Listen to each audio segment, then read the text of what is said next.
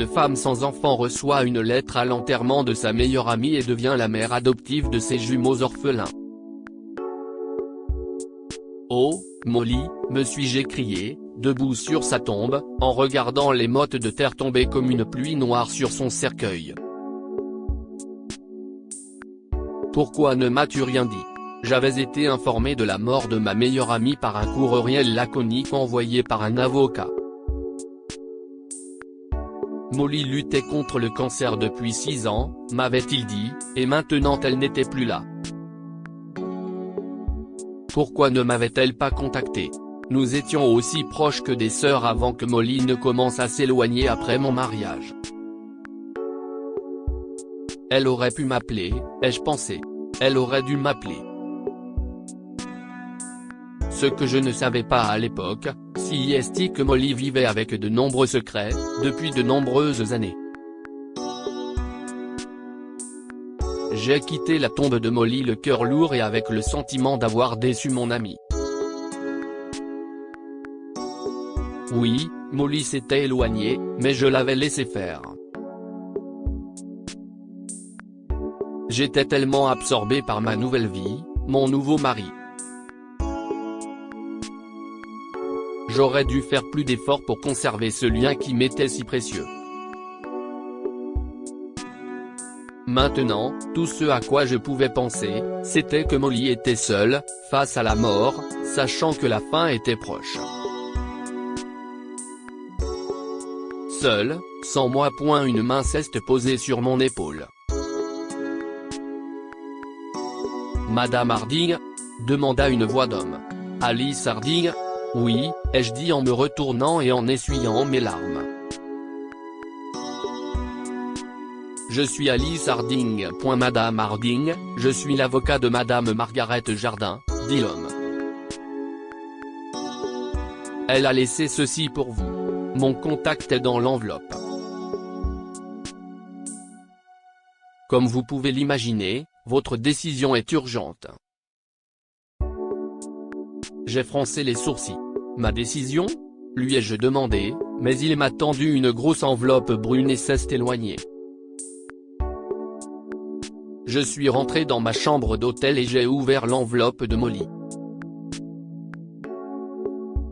Avec plusieurs documents officiels, il y avait une lettre qui m'était adressée de la main élégante de Molly. Je l'ai ouverte et j'ai commencé à lire. Ma très chère Alice, tu ne sais pas combien de fois j'ai pensé à te tendre la main au cours des 10 dernières années. Tu m'as manqué plus que tu ne peux l'imaginer. Maintenant que je sais que ma vie se compte en semaines, je t'écris en espérant que tu seras là pour moi. J'ai fait quelques erreurs, Alice, et j'espère que tu me pardonneras, que tu les mettras de côté et que tu seras là pour mes enfants. Oui, j'ai des enfants. Une belle petite fille et un petit garçon, des jumeaux. Brian et Bethany ont 9 ans. Ils sont mon cœur et l'idée de les confier à des étrangers m'horrifie. Ce que je dois te demander n'est pas une chose facile. S'il te plaît, Alice, prends mes enfants et aime-les pour moi. Les papiers d'adoption privée sont dans l'enveloppe, dûment signés et notariés. Tu n'as plus qu'à signer et à les rendre à Monsieur Costa. Mais avant cela, tu dois savoir qui est le père de Brian et Bethany. C'est Gregory, Alice. J'ai sursauté et la lettre a glissé de mes doigts pour se retrouver sur le sol. Grégoire? Mon Grégory? Non. M'écriai-je. Grégoire n'était plus le mien, et ce depuis 1 an.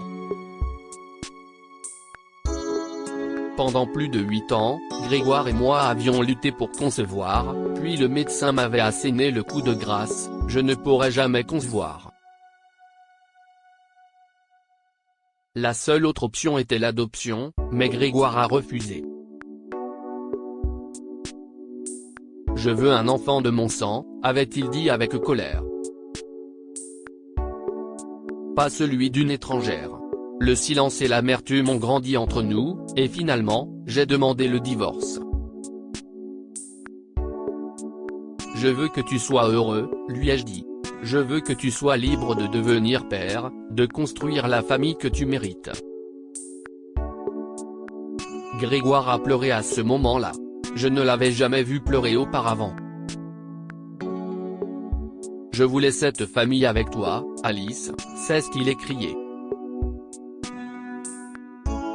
Avec toi. Mais même s'il a pleuré cette nuit-là, il ne s'est pas opposé au divorce. Il s'est éloigné de nous. Parfois, dans les mauvais jours, je l'imaginais avec une fille fraîche et rayonnante, au ventre gonflé. Alors je pleure jusqu'à ce que les larmes me brûlent la peau comme de l'acide. Je n'avais jamais pu donner d'enfant à Grégory, mais Molly l'avait fait. Molly et Grégory m'avaient trahi. Je repris la lettre et recommençai à lire. L'été où tu es parti en Europe, j'ai rencontré Grégoire et je suis tombée amoureuse de lui. C'était l'été le plus fou et le plus merveilleux de ma vie, et puis tu es revenu. Tu te souviens de la nuit où nous sommes allés au feu de joie du football et où je t'ai présenté à Grégory? Il est tombé amoureux de toi ce soir-là, et c'était comme si j'étais invisible. Cette nuit-là, nous sommes retournés dans son dortoir et il m'a fait l'amour pour la dernière fois. Il m'a dit qu'il y mettait fin. Il m'aimait bien, il pensait que c'était le vrai amour, mais il t'a vu. Il n'a jamais voulu me blesser ou me tromper, Alice, je le sais. Quiconque vous voyait tous les deux ensemble savait que vous étiez quelque chose de spécial. Alors j'ai pris du recul. Je ne t'ai jamais dit que nous avions été amants. Grégory ne l'a pas fait non plus. C'était comme si nous avions conclu un accord silencieux. Mais 2 mois plus tard, vous vous êtes mariés et j'ai réalisé que j'étais enceinte. Je ne pouvais pas lui dire, je ne pouvais pas te faire ça. Je vous ai dit que ma mère était malade, que je devais abandonner mes études et rentrer chez moi. Malheureusement, mon mensonge s'est transformé en vérité. 2 mois après la naissance de mes enfants, ma mère est décédée. Maintenant, si est à mon tour de partir, mais je veux que mes enfants soient avec vous. Ce n'est pas un fardeau qu'une femme peut imposer à une autre.